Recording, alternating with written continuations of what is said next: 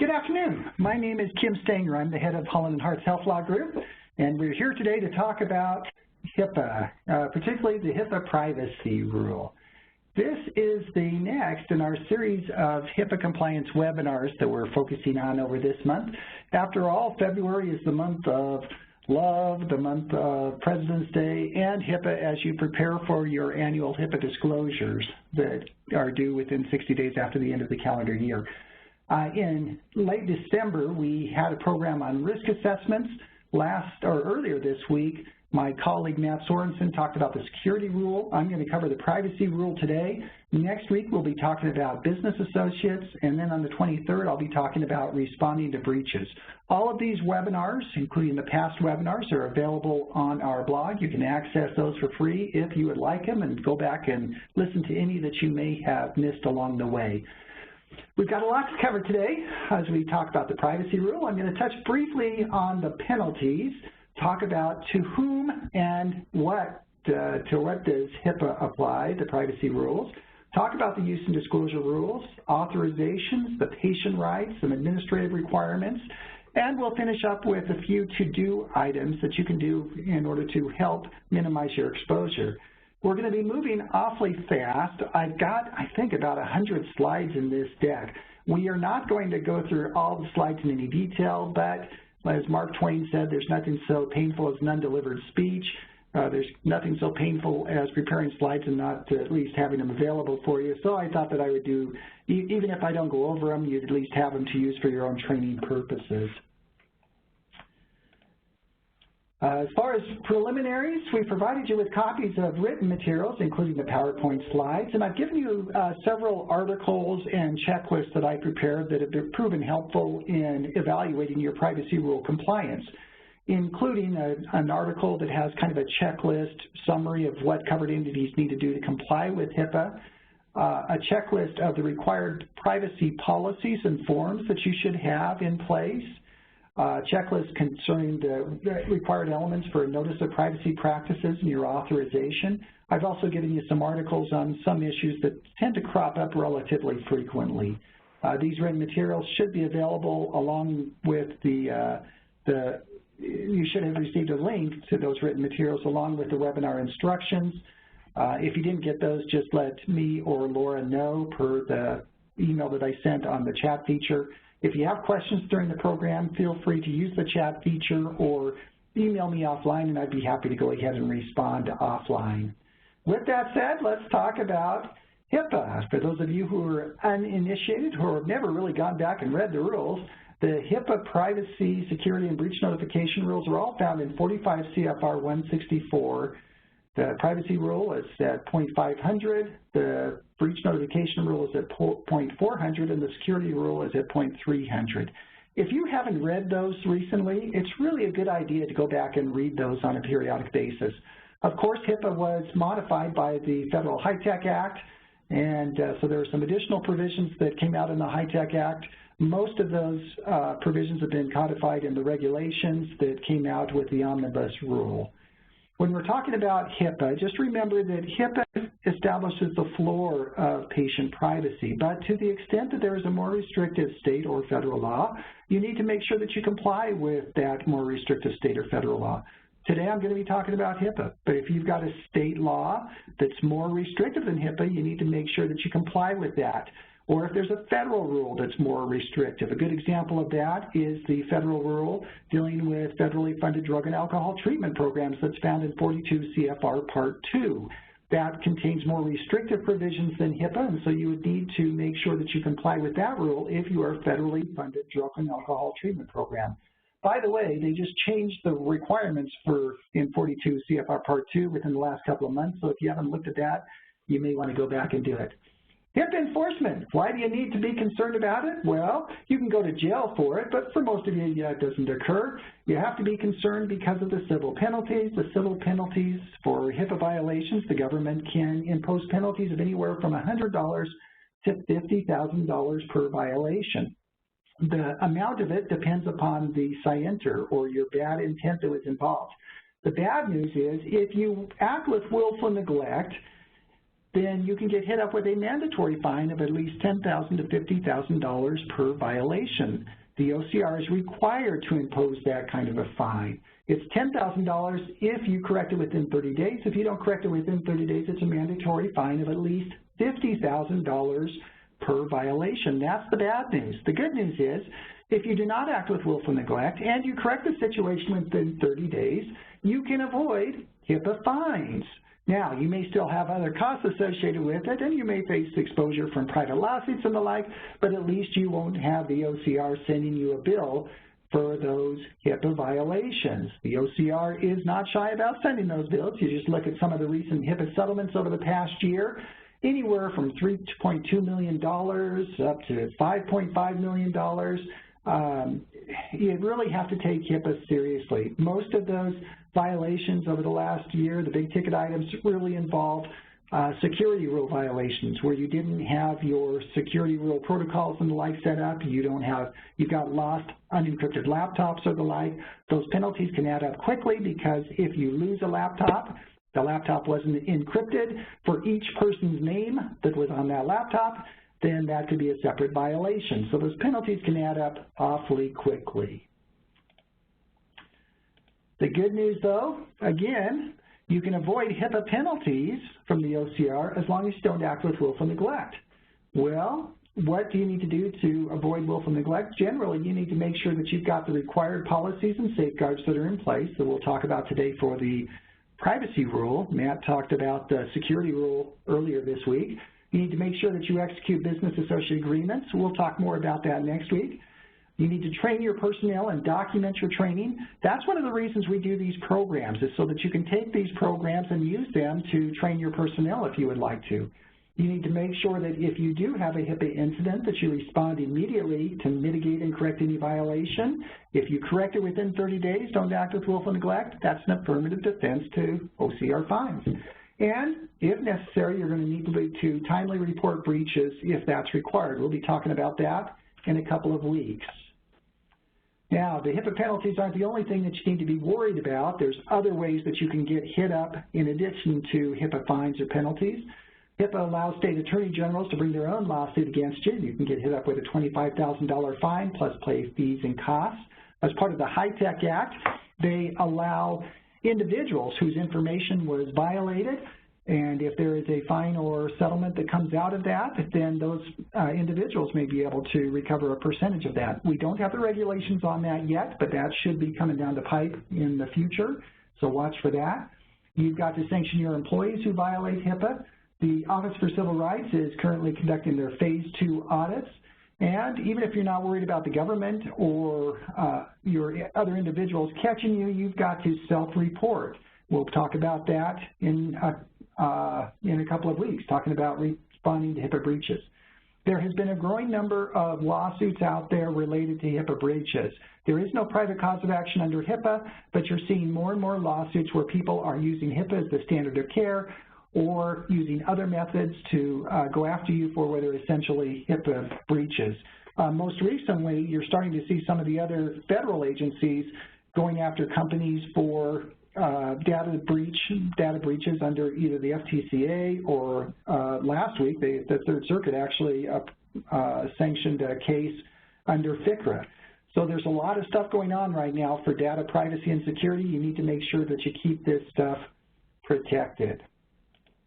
All right, let's talk then specifically about HIPAA. What does and does it not cover?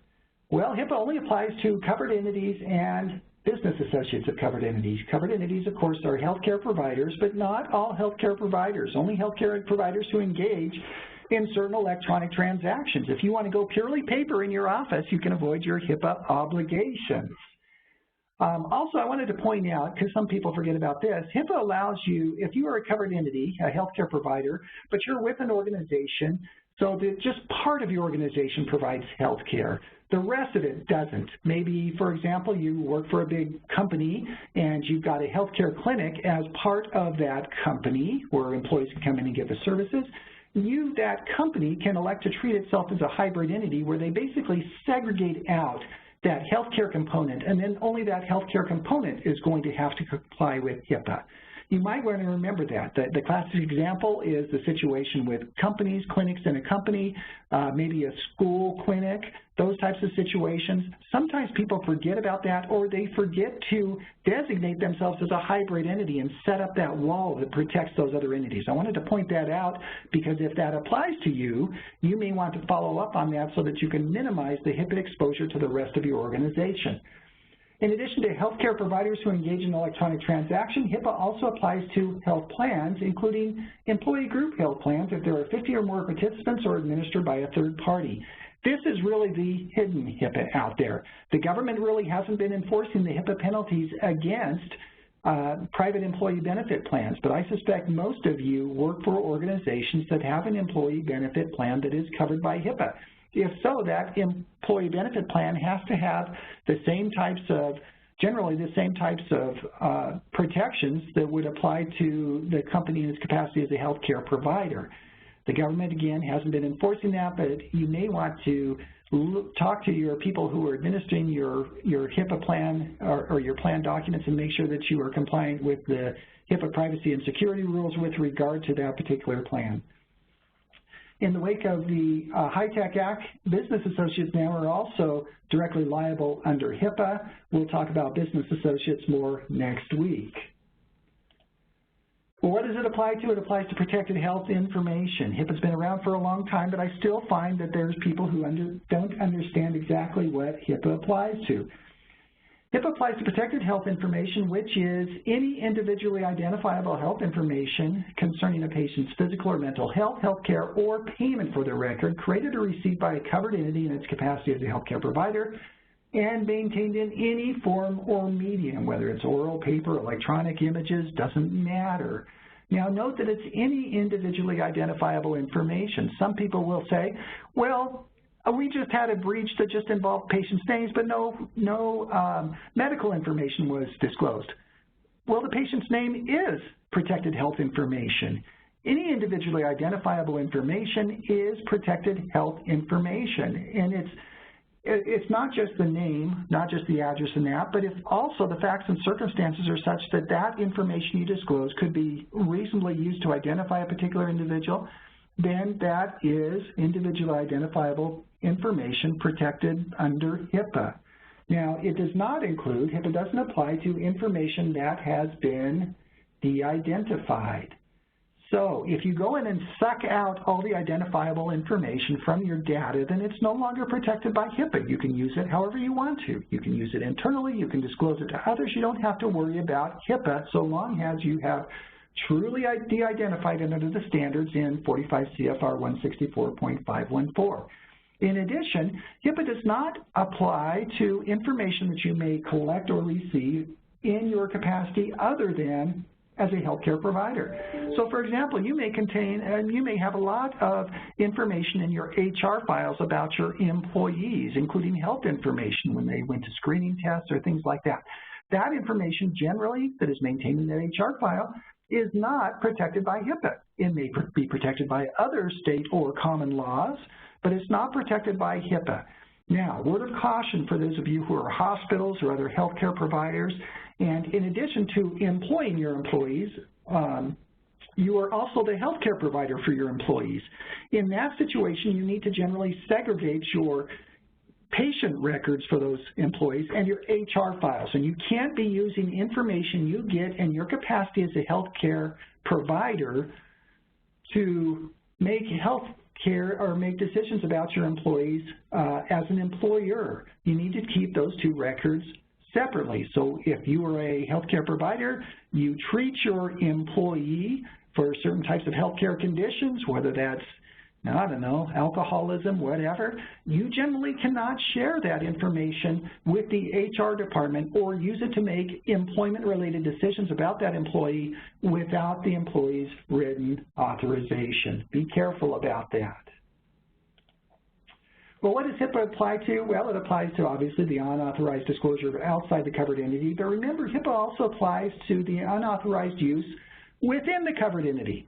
HIPAA prevents snoopers. You can't have unauthorized people go in there and look at information or use it internally for purposes that aren't allowed by HIPAA. It's generally a need-to-know situation when it comes to your information. All right, let's talk about the use and disclosure rules. This is probably the most important slide that you will see from me today. This pretty much summarizes the HIPAA privacy use and disclosure rules. Under HIPAA, the rule is you cannot use or disclose protected health information unless you fit within a HIPAA exception. What are some of those exceptions? You can use or disclose the information for purposes of treatment, payment, or healthcare operations, for certain disclosures to family members or others involved in the patient's healthcare, so long as you satisfy certain criteria, for certain safety or government purposes that are listed in the regulations, you can use it without the patient's authorization. For everything else, you generally have to have a written authorization signed by the patient that complies with 45 CFR 164.508, or, in the wake of the government's recent guidance, a written request to disclose information pursuant to 164.524. Let's talk about each one of those situations. First, the most importantly, treatment, payment, or healthcare operations. This is by far the most prevalent use or disclosure of the information is all done for purposes of treatment, payment, or healthcare operations. As long as you're using the information for your own treatment, payment, or healthcare operations, you don't need the patient's authorization. Consent is implied. Now, when it comes to using or disclosing the information to another entity, to another covered entity for that entity's purposes, the rules are a little bit different. You can disclose protected health information to another covered entity for that other covered entity's treatment purposes. You can disclose it to another doctor for that other doctor's treatment purposes. That's fine. Don't need the patient's authorization. You can also disclose the information for that other doctor's payment purposes. That's fine. You don't need the patient's authorization. If, however, that other doctor wants that information for his own healthcare operations, you're limited in the type of information you can disclose without the patient's authorization. Generally, you can disclose some peer review stuff, things like that, but you can't disclose it for other purposes that that physician might want it for, including litigation, its own internal marketing, or things like that. And even in those limited situations where you may disclose the information to other covered entities' healthcare operations, you can only disclose it if you both have a relationship with that particular patient. So that's the general rule. As long as it's for treatment, payment, or healthcare operations, you can generally use or disclose the information without the patient's authorization. There is an exception for psychotherapy notes. We'll talk more about that in a minute, but just remember this. Psychotherapy notes get super protection.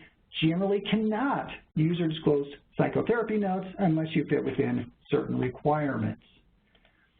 Now, even though HIPAA says you may use or disclose protected health information for treatment, payment, or healthcare operations without the patient's authorization, if you want to, if you're really into privacy at your organization, you can sit down and you can agree with the patient that, hey, even though HIPAA allows us to make the disclosure, we're not going to. We're going to keep your information confidential, and so we won't disclose your information to anybody unless you authorize us to. Now, that is a bad idea. You don't want to do that. HIPAA says that the patient has a right to request those types of restrictions, but you don't have to agree to it, with a very limited exception, and you shouldn't agree to it, because if you do, you're going to be bound by that agreement. Even though HIPAA doesn't require it, if you agree to such a restriction, then HIPAA says you've got to comply with that restriction. And I'll bet you, if you tell your patients that, hey, we won't disclose your information to anybody unless you allow us to, then they're probably not going to allow you to disclose the information to their collection agency. They're probably not going to allow you to make disclosures to maybe certain payers. Well, don't go there if you don't have to. Don't tell the patient that you're going to limit their uses or disclosures to certain persons. If you are going to do that, then for heaven's sakes, at the very least, make sure that the patient understands that you are not waiving your rights to use or disclose your information to the extent allowed by HIPAA. So if I've gone into some practices, sometimes they will say, hey, on registration, give us the names of those people to whom we may disclose the information. Well, I've got concerns about that because that may create this impression in the patient's mind that, okay, these are the only people they're going to disclose the information to, and if you're making those representations, you've got to abide by it.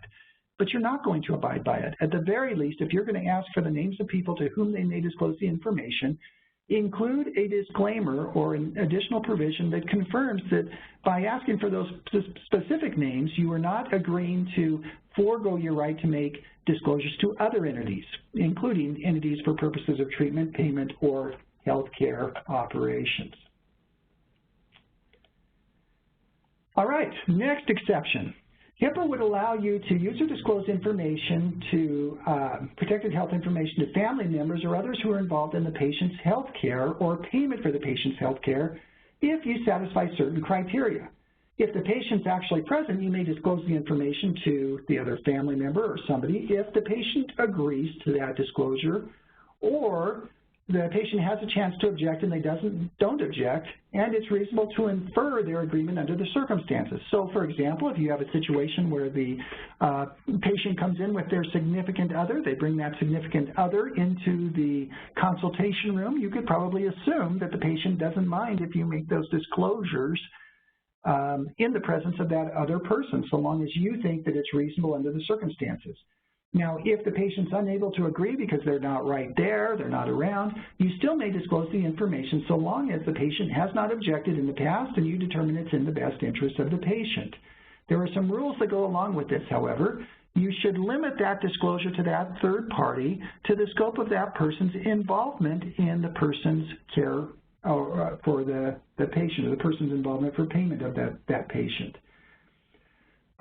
So, for an example, you have a situation where you have the spouse that calls up and wants to get information about their spouse. This particular exception would probably allow you to do that so long as the patient has said, hey, don't disclose any information to my spouse. What you may want to do is make sure your Notice of Privacy Practices has a statement in there to the effect that we may disclose information to patients, to family members or others who are involved in your health care so long as you don't object. If you object, then please contact us and let us know at such and such location. That would allow you generally to make those types of disclosures. Now, it used to be that this exception only applied to live patients. In the wake of the omnibus rule, they have now extended that to dead people also. And therefore, if you've got a situation, patient dies, family members want to come in and talk to you, you no longer you're no longer required to establish proof that they are the personal representative. This exception would allow you to make disclosures to the family members of the deceased patient so long as they are involved in the patient's care and the patient did not tell you in advance, hey, don't tell my greedy sons anything about my information. That same exception in 45 CFR 164.510 would allow you also to use information for purposes of a facility directory. So you can keep a directory of all the patients who are in your hospital. You can give that information, certain limited information, to persons who ask for the patient by name. If the patient doesn't want you to do that, then they can tell you that don't do that. Don't, I want to be a do not publish. Don't share that information with others. If the patient refuses to allow you to share that information, then you can't share that information with others. Now, assuming the patient hasn't objected, so that you can go ahead and make that type of a disclosure, you can only disclose that information to persons who ask for the patient by name. In addition, you can only disclose certain limited information for purposes of a facility directory. Specifically, you can only disclose the patient's name, their location in the facility, and general condition. You can also, if it's a minister, you can also disclose the patient's religion to the minister. All right, HIPAA also has a whole bunch of other situations where HIPAA allows you to go ahead and make the disclosure without the patient's authorization. These are generally situations where the disclosure needs to be made for individual or public safety or government functions. So the first and most important one is if there is another law that requires the disclosure, you can go ahead and make the disclosure to the extent the other law requires the disclosure. But you need to make sure that you comply with the scope of that disclosure. If that disclosure says you can only disclose information A, B, and C, that's all you can disclose. Note also that you can only make that disclosure if the other law requires the disclosure. If there's another law that only allows the disclosure, then you can't do it under HIPAA. HIPAA preempts less restrictive state laws. So, for example, some states might have a statute that would allow a physician to call the transportation department if they have a concern about a particular patient. Well, because that law only allows the physician to make the disclosure and does not require it, then HIPAA would trump that law, and you cannot make a disclosure pursuant to that law. You would have to look for another HIPAA exception that would allow you to make that type of a disclosure. Common laws that require disclosure are those that require reports of abuse, reporting certain types of injuries like firearms, things like that, reporting certain types of diseases like STDs and the like, things like that. Next, HIPAA allows you to go ahead and use or disclose information for purposes of avoiding an imminent and serious threat to the health or safety of a person or the public. So you have a situation where you think a patient poses a significant risk of imminent harm to somebody else, you can go ahead and make that disclosure, but you need to make sure that that disclosure is made to a person who is reasonably able to respond to that threat, including potentially the victim of the threat. You can't just call up Channel 7 and make the report. HIPAA allows you to make disclosures for a broad range of public health activities, including reporting abuse or neglect to certain public health authorities authorized to receive information to prevent disease or injury, like reports of certain communicable diseases and the like. In the wake of the omnibus rule, you can make disclosures to report school immunizations subject to certain requirements and for certain workplace surveillance requirements. There was actually some guidance that came out recently from the OCR on how to handle those workplace surveillance situations. HIPAA also allows you to make disclosures for certain health oversight activities. You can disclose information to agencies who are involved in health oversight activities. That's if the local surveyors show up at your facility or the Board of Medicine contacts you. This is the exception that allows you to go ahead and make disclosures to those organizations. HIPAA allows you to make disclosures in judicial or administrative proceedings subject to certain rules. If you get an order that's signed by the judge or an administrative tribunal, you can always comply with what the judge says. The judge is the law. You just need to make sure that you comply strictly with what the judge says. If the judge says it's signed by a judge, that order is signed by a judge, the judge says you produce A, B, and C, that means you only produce A, B, and C, and you only produce it in the manner that is described in that order. If the order requires you to produce certain records at a certain time or location, you produce the records at a certain time or location. It does not also give you the authority to call up and talk to the prosecutor or call up and talk to the attorneys. It only orders you to produce the records. You need to comply strictly with that. Now, if you receive a subpoena, discovery request, or legal process that is not accompanied by a court order, it's not signed by the judge, instead it's simply signed by an attorney or the district court clerk, then the rules are a little bit different. You can't just ignore it, because if you do, you could be liable for contempt. On the other hand, HIPAA says you can't produce that information unless you take certain steps.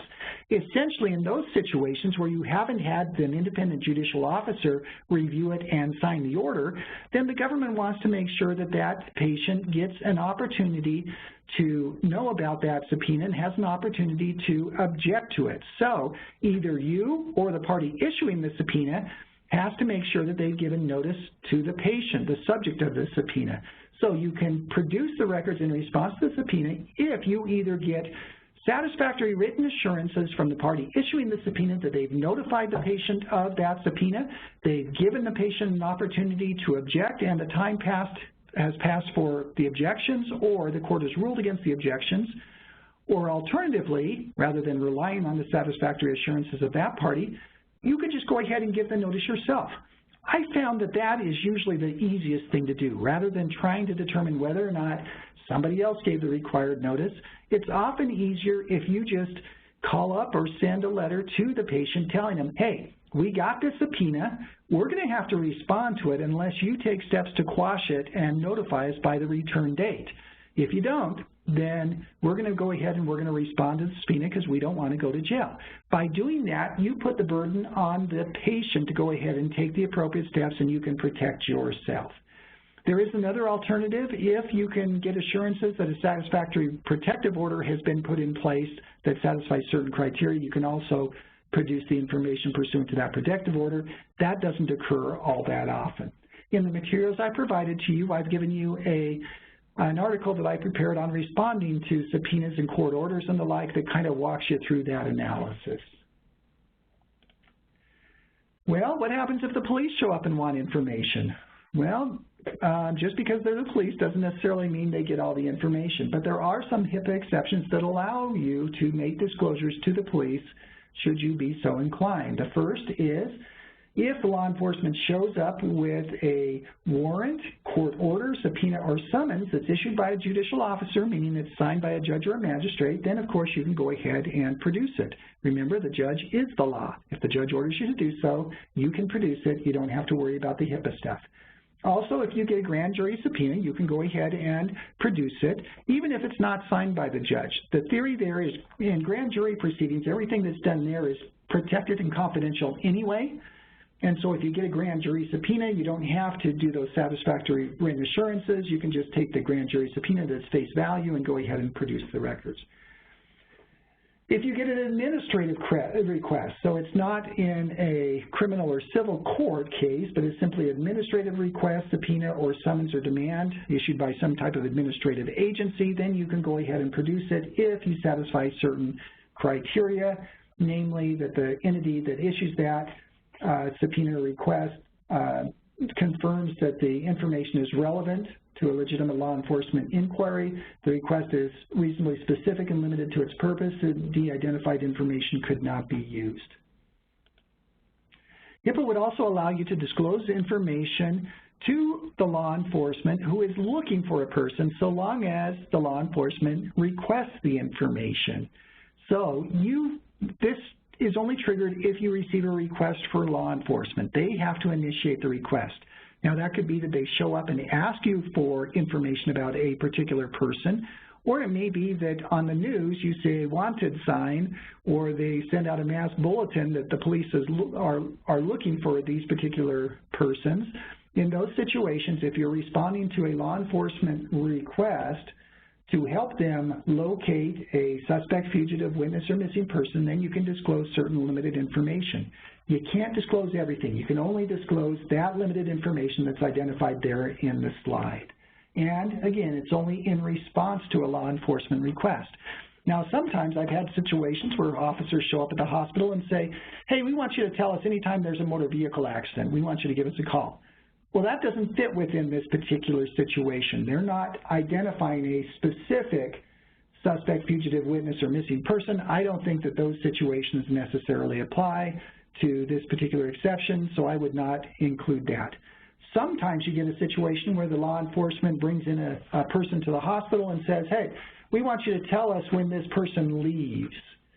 I don't think this exception applies there either, because at that point, it's not to help locate the suspect, fugitive, witness, or missing person, because the police officer already knows where they are.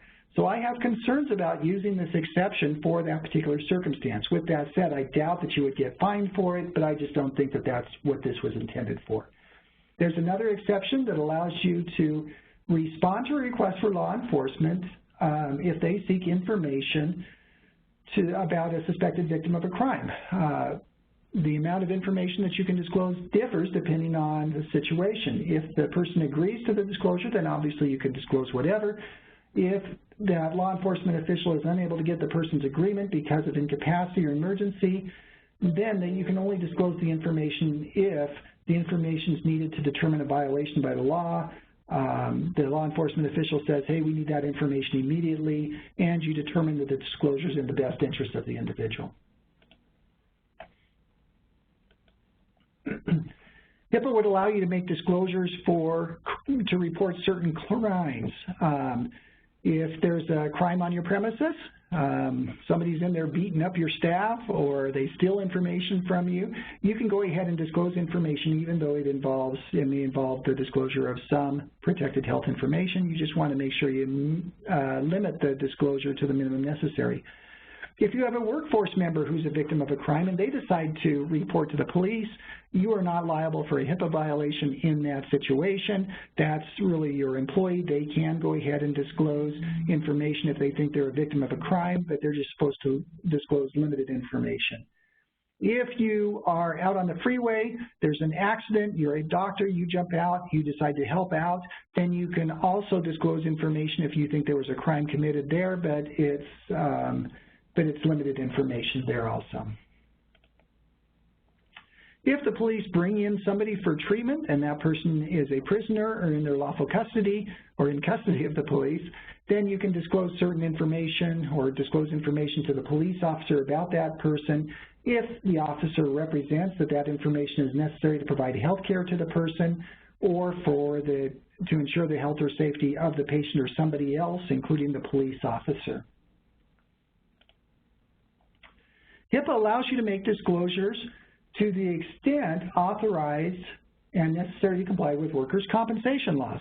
So if your state allows you or authorizes you or requires you to make disclosures for purposes of workers' compensation to, for example, the worker, the employer, or their attorneys, then you can go ahead and do that. Just make sure that you comply with the terms of that particular state law.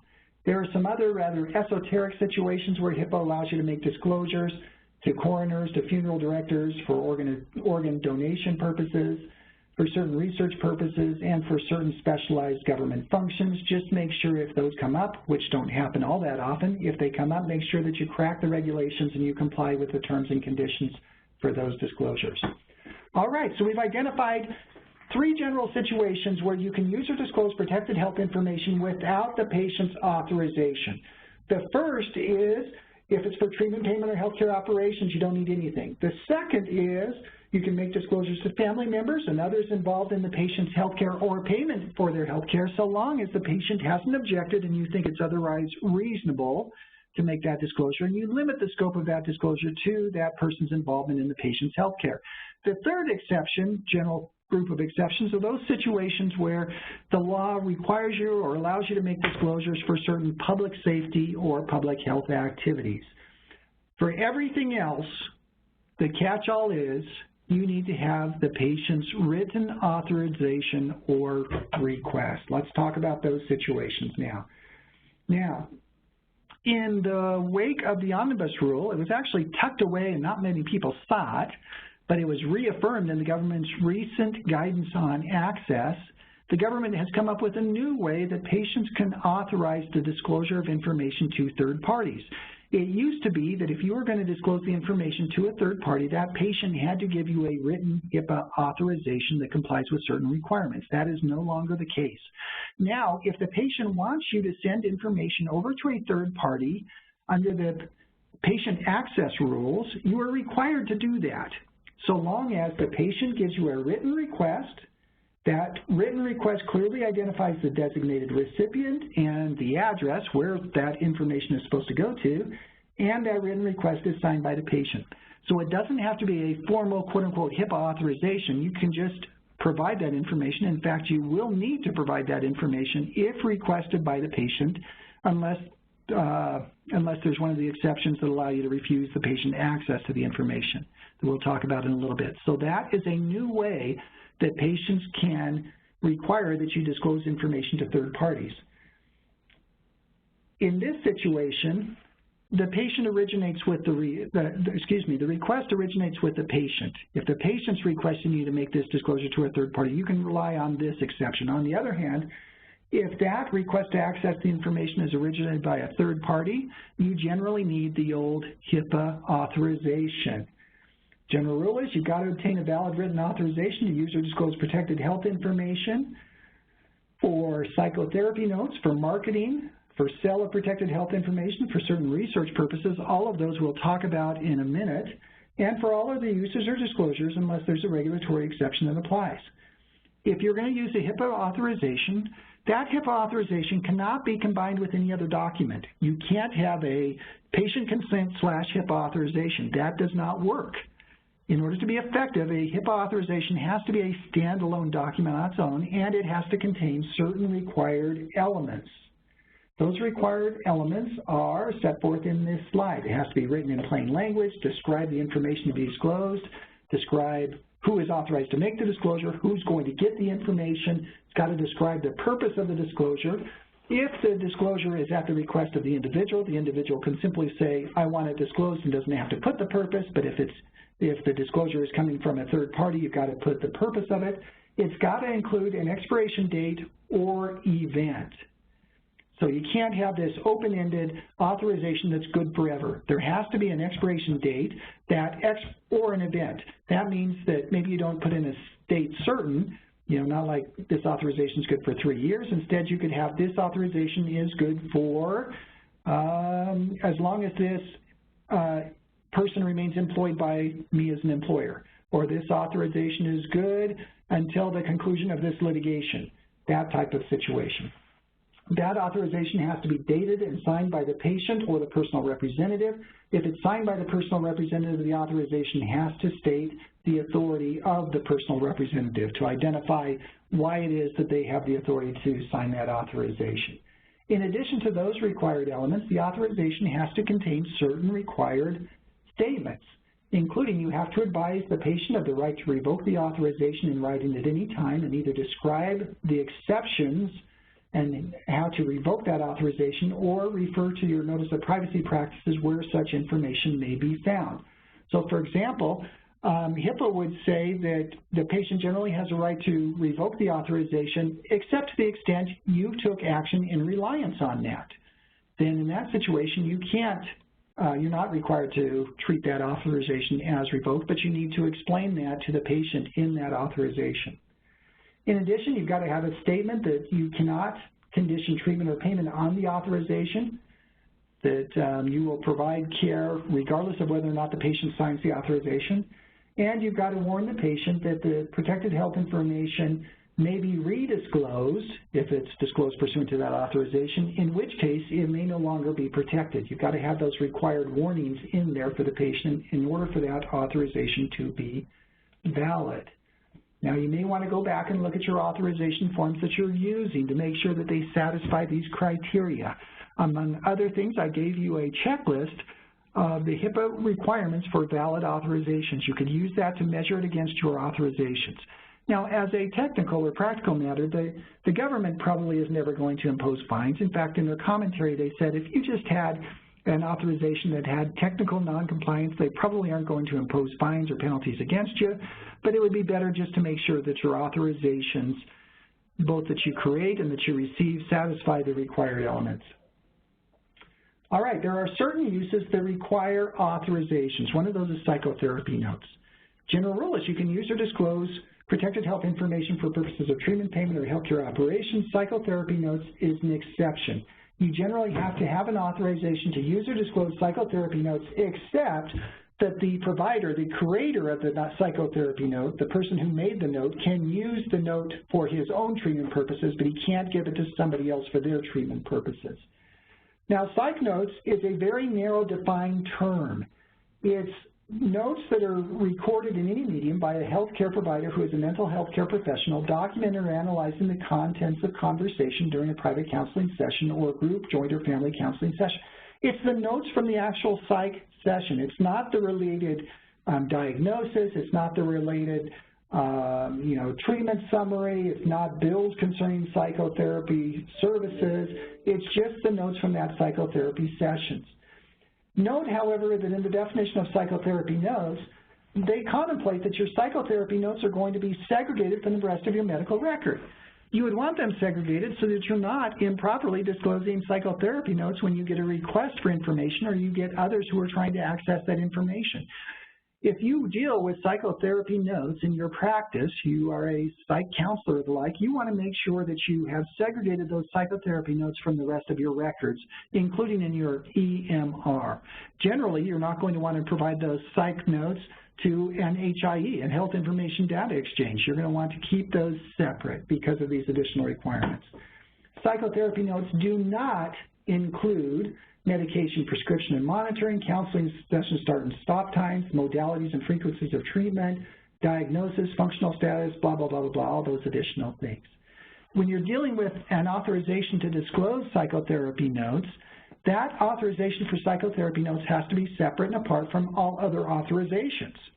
So if you are an entity that wants the psychotherapy notes, along with other medical records, you'd have to send an authorization for the other records and a separate authorization that is specific only to psych notes. All right, next exception that requires you to get a particular authorization is marketing. I've got the slides, the definitions. Marketing is has a little bit of twists and turns, but generally this is it. Marketing is defined as any time you're trying to get the patient to use any kind of items or services. That's marketing, whether it's provided by yourself or somebody else. General rule is for marketing, you've got to have the patient's authorization before you can use or disclose their information for marketing purposes, whether you use it internally or to disclose it someplace else so that that other person can market the patients. General rule is you've got to have the patient's authorization. There are a couple of exceptions. The first is if that marketing communication is involved in face-to-face or a communication or a promotional gift of nominal value, you give like a pen or something like that, and that's all the marketing is, in that situation, you don't need the patient's authorization. It falls outside of the requirement for getting the patient's authorization. In addition, if the marketing communication is really for purposes of treatment, your own treatment or healthcare operations or describe your own products or services, that's not considered marketing per se. That's more healthcare operations and treatment. So you can always go to the patient and tell them, hey, we've got this other service. We think you need MRIs. We've got that MRI services here. Here's our MRI service. You ought to get it. We provide these additional hospice services. Here's some information about our hospice service. That's not marketing for purposes of HIPAA. You don't need the patient's authorization for those types of communications unless for those types of communications you are getting paid to make those communications. Maybe you have a drug company that's paying you to send appointment reminders or things like that. Generally in those types of situations, if you're getting paid by a third party to make those types of communications, then it does convert it into marketing. You've got to have the patient's written authorization before you can use or disclose the patient's information for those types of services. And if you're getting paid, that authorization has to disclose that you're getting paid to make those marketing services. The bottom line is, if you're using patient data to engage in marketing services, you need to make sure that you're fitting within these regulations, especially if you're getting paid by a third party or you're marketing some other entity's products. HIPAA also requires a written authorization before you can sell the patient's protected health information. And if you're going to get remuneration as part of that sale, then you're going to have to disclose that as part of the authorization. Sale of protected health information means the disclosure of information, PHI, by a covered entity or business associate if they receive directly or indirectly any remuneration, financial or otherwise, from or on behalf of the recipient of the information in exchange for the information. It's very broad. Sale of PHI, however, does not include sales for treatment or payment purposes. As part of the sale of a covered entity, so you sell your practice, you can send over your medical records, but if they just want to purchase your medical records, then hey, then that is the sale of protected health information, and you would have to fit within another exception, or you'd have to get the patient's authorization before you can sell it. All right. Fundraising, generally you've got to have the patient's written authorization before you use or disclose their information for fundraising activities, with certain exceptions. For example, a hospital may disclose certain limited information to an institutionally related foundation that does fundraising on behalf of the hospital, so long as you satisfy certain criteria. If you want to engage in research, general rule is you need the patient's authorization to use or disclose their information for purposes of research, but there are some exceptions if, for example, you obtain approval from an institutional review board to use the information without the authorization, or you run it through your privacy committee. The rules for research are a lot more complex. The government has issued a pretty good guide on HIPAA and research. You can access that at the website that I've listed there on the document. All right, so quick summary of the use or disclosure rules. General rule is you can't use or disclose protected health information unless it's for purposes of treatment, payment, or healthcare operations. You haven't otherwise agreed with the patient. You may use or disclose the information to family members or others involved in the patient's care or payment, so long as the patient has not objected and the disclosure is under the appropriate circumstances, and you limit the disclosure to the scope of that person's involvement. You can use or disclose the information for certain safety or government purposes that are identified in 45 CFR 164.512. Just make sure that you satisfy the specific requirements associated with each one of those exceptions. For everything else, you generally need a written authorization or a request signed by the patient that complies with the particular regulations that we talked about. Let's talk briefly about parents or personal representatives. When can you make disclosures to those entities? Well, under HIPAA, you treat the personal representative as if they were the individual. That means that the personal representative can access any information that the patient can. You can make those disclosures to the personal representative just as you did to the patient. You treat them as the same. The personal representative would also have the right to exercise the patient rights that we'll talk about in just a minute. Then the question is, okay, who is a personal representative for purposes of HIPAA? A personal representative is generally the person who, under state law, has the authority to make health care decisions for the patient. If, under applicable state law, that person has the authority to make health care decisions for the patient, they are the personal representative and they can access the information. So, for example, parents. Parents are generally the personal representative for their minors. If you have an incompetent spouse, then the competent spouse is normally the personal representative. You don't necessarily need a court appointment to be a personal representative. It's just a question of your state law. If your state law allows you to act in the place of the patient, make healthcare decisions for the patient, that person is a personal representative and you can use or disclose the information to that particular person. Now, there are some circumstances where you can decide not to treat the personal representative as the individual. Generally, if in the case of a minor, if the minor has the authority to consent to their own health care under a particular state law, maybe it's for STDs, maybe it's for certain contraceptives, things like that, then if the minor can consent to their own health care, the parent is not the personal representative for the scope of that health care because the minor can make their own decisions. If the minor obtains the care at the direction of a court, then in that situation, the parent's not the personal representative. If the parent agrees that the provider may have a confidential relationship, then you can continue to honor that. So maybe you want to treat the daughter may have been sexually promiscuous, you want to have full and frank discussions, but you know the daughter's not going to disclose that information if she knows that you can turn around and disclose that to the mother. So you agree with the daughter not to disclose that, or you agree with the mother in advance that you won't disclose the minor's information, then you can hold that parent to that. The most important of these is if the provider determines that treating the personal representative as if they were the patient, if they determine that's not in the best interest of the patient, they can refuse to treat the personal representative as the individual. The classic example of that is abuse. If you think the personal representative is the abuser, you can decide not to treat the personal representative as if they were the individual. So when it talks about family members, when can you disclose information to family members? Quick summary then, you can disclose it if the family member is the personal representative. You can disclose it if that disclosure is necessary for treatment, payment, or healthcare operations. You can make the disclosure to family members or others involved in the care or payment if the patient did not object, it's in the patient's best interest, and you limit the disclosure to the scope of the person's involvement, or if there's another exception that applies, like you need to make the disclosure to avoid a serious and imminent threat. The government has produced a helpful guide in dealing with family member situations that you can access at that website up there. It's published by OCR. So if you get these types of questions about when can we make disclosure to family members and not, I'd pull that up, take a look at that. That can help you train your staff concerning those situations.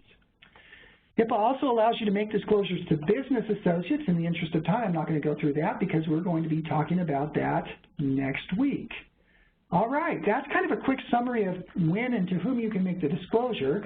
There are a couple of other rules when it comes to those use or disclosures. The first is to remember that even though HIPAA allows the disclosure, it doesn't generally require you to make the disclosure.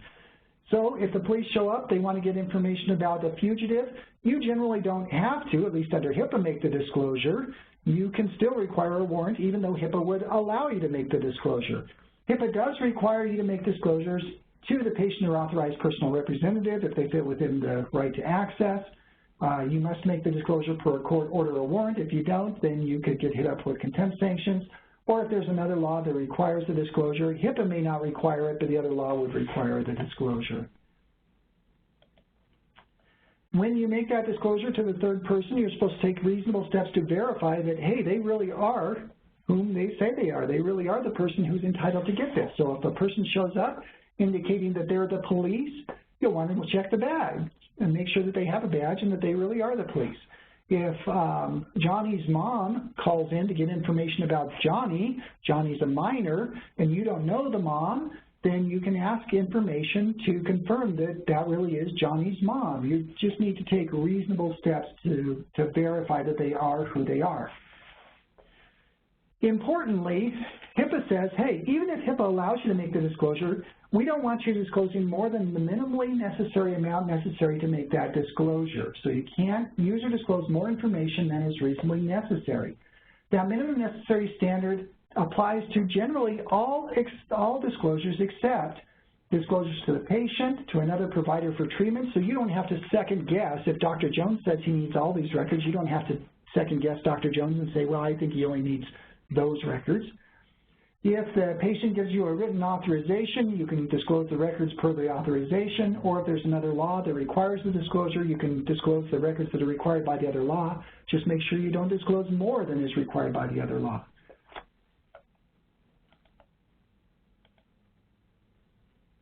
As part of the minimum necessary standard, you're supposed to have gone through and come up with your own policies to identify who in your organization is entitled to what kinds of information. You're supposed to have these role-based access policies. So you say maybe we're a hospital or we're a group.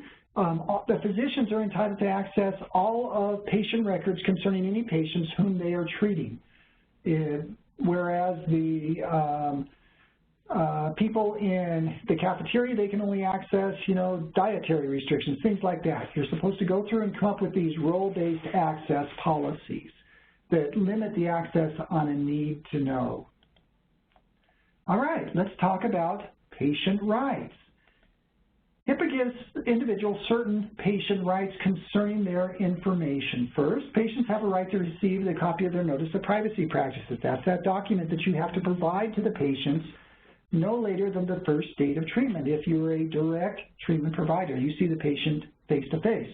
If you're not a direct patient treatment provider, maybe you're a radiologist or a pathologist that's locked away in the basement of the hospital and you never see the patients, you only have to provide that notice if the patient requests it. For everybody else, you've got to provide that notice no later than the first date of treatment. If the first date of treatment is via telemedicine, via electronically, you're supposed to set it up so that notice goes to them with that first contact.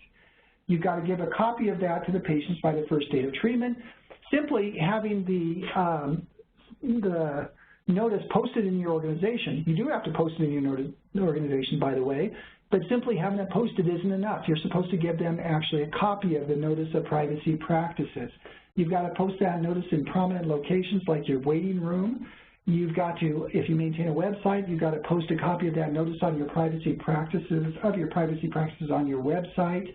And when the patient shows up, you've got to make a good faith attempt to obtain the patient's acknowledgement that they have received a copy of their Notice of Privacy Practices. Maybe on your registration form you have a little box that says, I hereby certify that I have on this or a prior occasion received a copy of the Notice of Privacy Practices, so the patient just initials that and you've satisfied your obligations. You've got to correct that Notice of Privacy Practices if you change your practices, and that you've got to maintain a copy of the old one, you've got to put in place the new one, and you've got to provide copies of that new one to the patients as they come in after that date. The government has created a sample Notice of Privacy Practices. Quite frankly, I hate the government sample because it almost invites the patients to go against you or to turn you in if there's a violation. It's very pro-patient. If I'm a healthcare provider, I would not want to use the government sample. I would come up with a sample that is a little bit more neutral, that tracks the regulations. In the materials I've given you, I have given you a summary, a checklist of those elements that need to be in your Notice of Privacy Practices. The next, patient right. The patient has a right to request restrictions on the use or disclosure of their information for treatment, payment, or healthcare operations. Now, wait a minute. For those of you who are actually paying attention, you're thinking, well, just a minute. Stanger said that we don't have to agree to restrictions. We don't need the patient's authorization to use or disclose information for treatment, payment, or healthcare operations, and that is correct. This rule says the patient has a right to request restrictions for your use or disclosure for that, but you don't have to agree to it. And my advice is never agree to those additional restrictions, because it's just going to increase your potential liability. Now, there is a limited exception there, and that is this.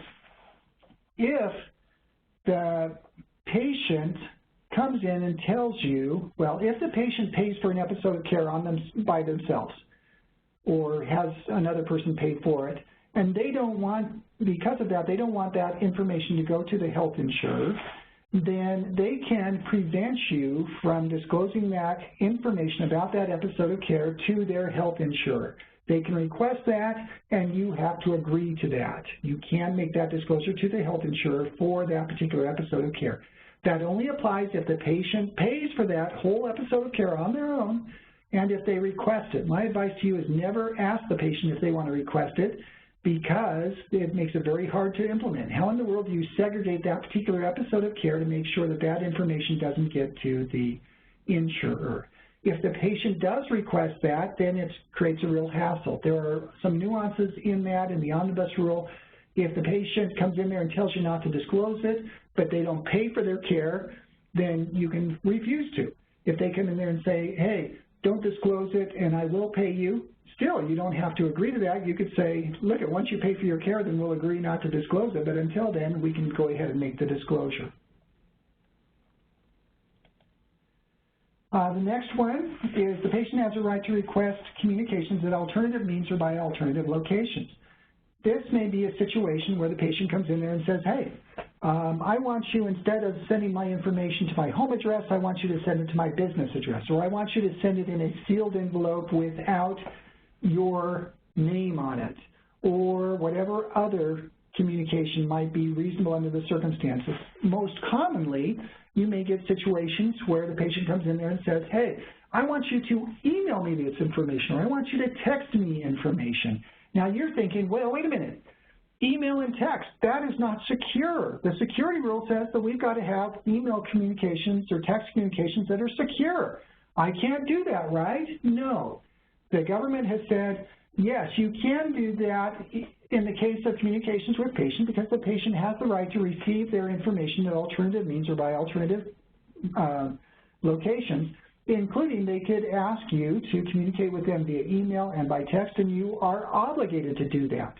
They just said in the Omnibus Rule commentary, if you want to communicate with patients via email or text, you need to, over an insecure network, you just need to warn them that, hey, this communication is not secure. If they still want to do it, then you can go ahead and communicate with them even over an unsecure network.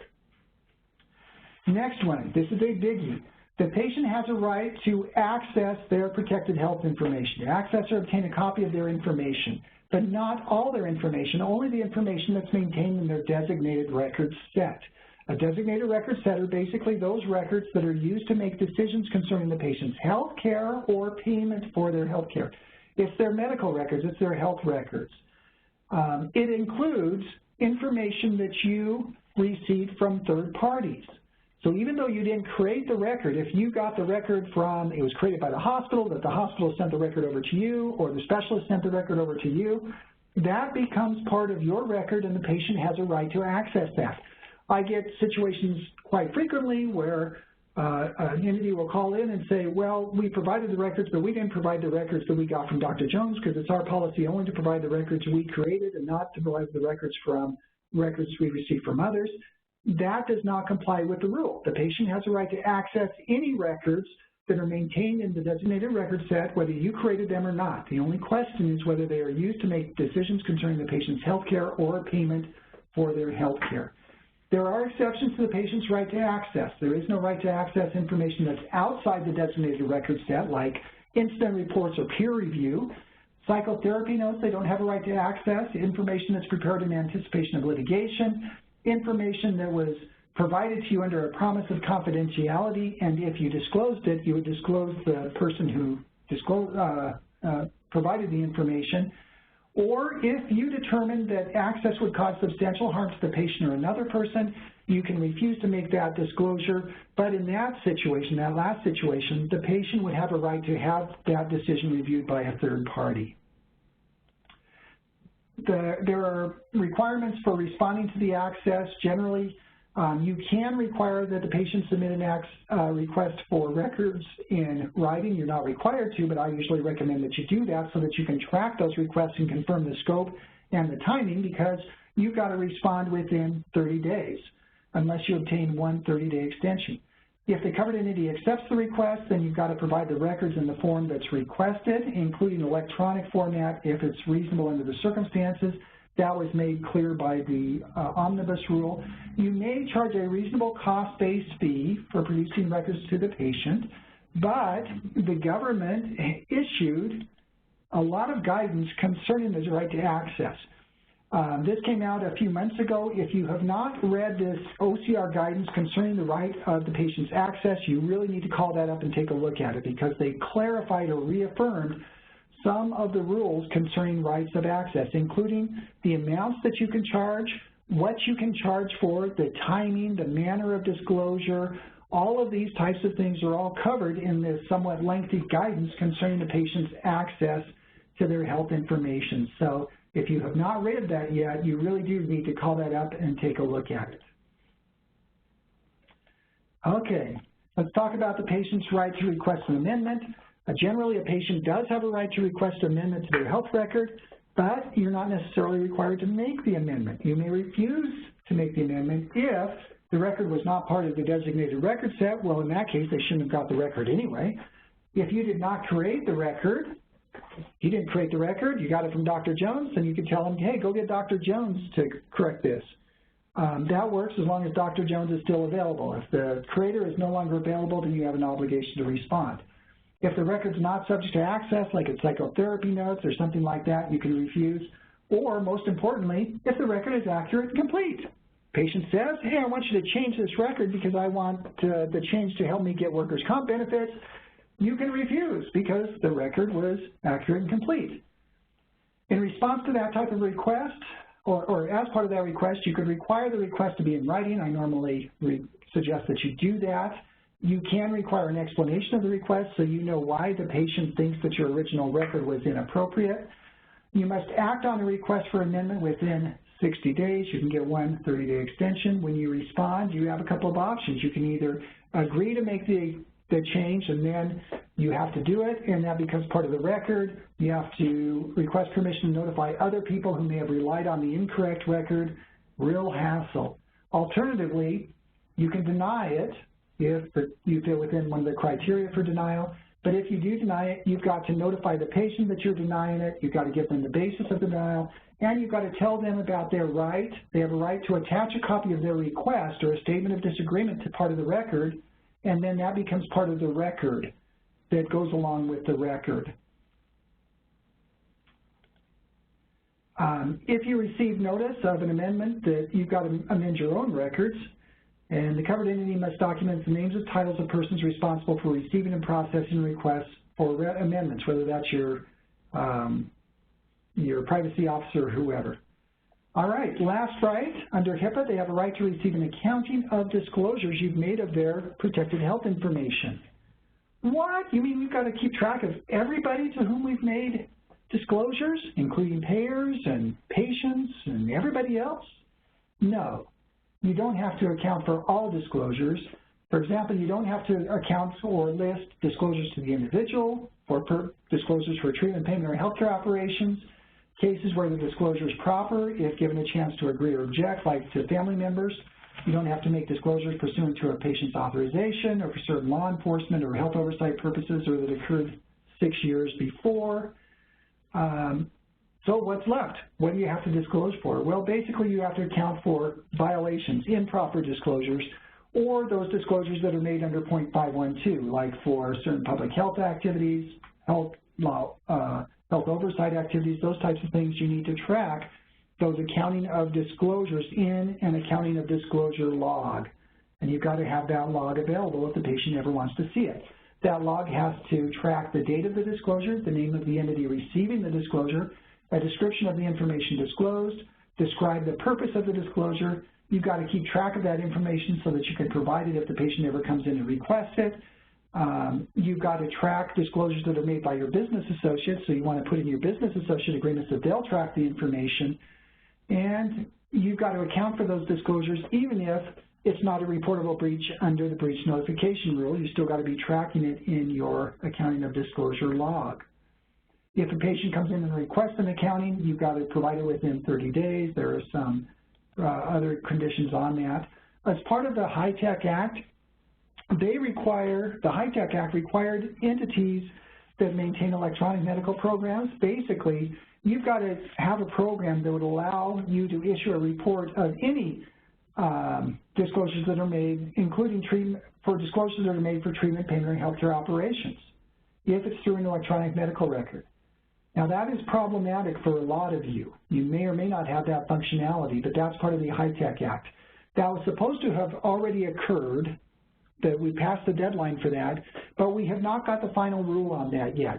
The government did issue a very broad rule that gave patients this right to get these very, very broad access reports that were broader than HITECH Act. That met with a lot of resistance. The government has never taken action on that final rule. The bottom line is, we'll see what this rule says when it finally comes out, so you'll have to watch for that accounting rule. All right, let's talk briefly about the administrative requirements under the privacy rule. Under the privacy rule, all of you need to have a privacy officer and a security officer. You've got to designate that person in writing. So if the government shows up, you can tell them, hey, here's my designation, this is my privacy officer, this is my security officer. I guess that's so the government knows who to go after if there's a problem. Next, you've got to implement written policies to ensure compliance with the rules. So you'll want to match up your policies with those rules that we've talked about today. In the documents I provided to you, I gave you a checklist of the required policies. You want to make sure you've got HIPAA policies that cover all of those major rules. In addition, you may want to consider making sure that you've got valid HIPAA forms for things like your authorization, your notice of privacy practices, your business associate agreement. All of those have required elements. You might also want to create forms for a request for a patient to access information or a request to amend information. Those aren't required, but it's usually a good idea. Then you've got to train your workforce members. New workforce members, you've got to train them at the time they're hired. Others, you've got to train them periodically thereafter. Training is critical. If you can document that you have in place appropriate policies and safeguards, you trained your people, and your people just went out and blew HIPAA, that's not your fault. That's not going to be willful neglect, and you can avoid HIPAA penalties if you correct the situation within 30 days. It's really important to document your training. That's one of the reasons we spend time on an annual basis providing these free HIPAA webinars, is it provides a source for you to use in training your personnel. You can document that you did that training, which will help protect you if there's ever an investigation down the road.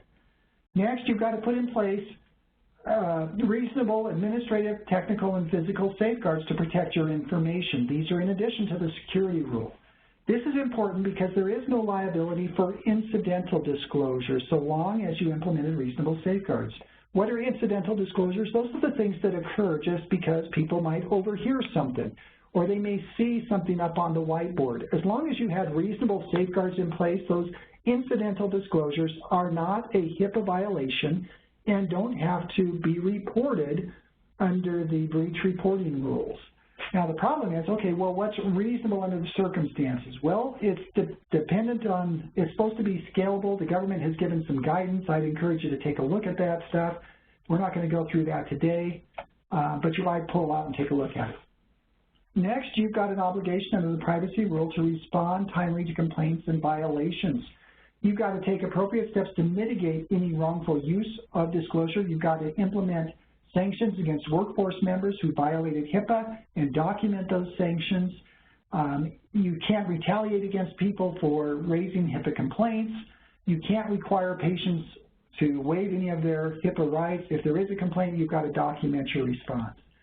Next, you've got to maintain HIPAA-required documentation. That would be like your privacy, notice of privacy practices, your policies, your personnel designations, your training, those types of things. You've got to generally maintain those for 6 years. So those can be maintained in electronic format or written format, but they have to be maintained for 6 years in case the government wants to come in there and look at those. Note that it's 6 years from the time that that document was last in effect. So for example, if you go back and decide to put in place a new notice of privacy practices, you've got to maintain your former notice of privacy practices for 6 years after it was last in effect. All right, that is a relatively brief, you may think that it was not very brief, overview of the HIPAA rules. Hopefully it kind of gets your mind back on these things, lets you re-examine your practices to evaluate whether or not you need to tweak it to get them back in line with the HIPAA issues. In closing here in the last 5 minutes, I just want to give you my top 10 list of things to do to avoid HIPAA sanctions, to avoid getting hit up with willful neglect. 1, make sure you assign and document HIPAA responsibility. Make sure that you've got a privacy officer and a security officer. 2, ensure those officers really understand the rules, that they've picked up, they've actually read the rules, they've got training that they need in order to really be effective in complying with the HIPAA issues. 3, review your security rule compliance. Matt covered that earlier this week, but I cannot overemphasize the importance of security rule compliance, not only for HIPAA, but just to protect your data from cyber attacks, which is a huge problem for healthcare entities these days.